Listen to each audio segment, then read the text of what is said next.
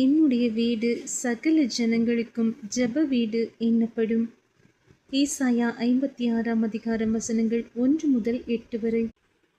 கர்த்தர் சொல்லுகிறார், நீங்கள் நியாயத்தை கைக்கொண்டு நீதியை செய்யுங்கள்.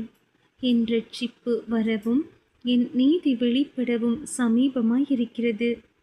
இப்படி செய்கிற மனுஷனும் இதை பற்றி கொண்டிருந்து ஓய்வு நாளை பரிசுத்த குலைச்சலாக்காதபடி ஆசரித்து ஒரு பொல்லாப்பையும் செய்யாதபடி தன் கையை காத்து கொண்டிருக்கிற மனுபுத்திரனும் பாக்கியவான்.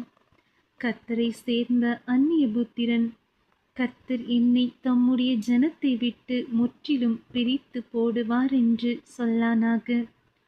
அந்நகனும், இதோ நான் பட்ட மரமென்று சொல்லானாக.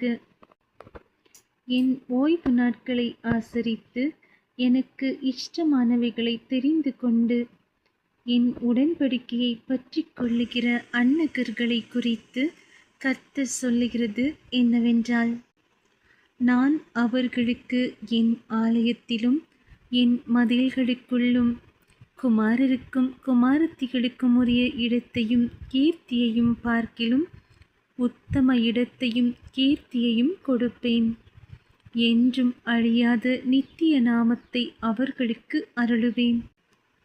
கர்த்தரை சேவிக்கவும் கர்த்தருடைய நாமத்தை நேசிக்கவும் அவருக்கு ஊழியக்காரராயிருக்கவும் அவரை சேர்ந்து ஓய்வு நாளை பரிசுத்த குலைச்சலாக்காதபடி ஆசரித்து என் உடன்படிக்கையை பற்றி கொண்டிருக்கிற அந்நிய புத்திரர் அனைவரையும் நான் என் பரிசுத்த பர்வதத்துக்கு கொண்டு வந்து என் ஜெப வீட்டிலே அவர்களை மகிழ பண்ணுவேன்.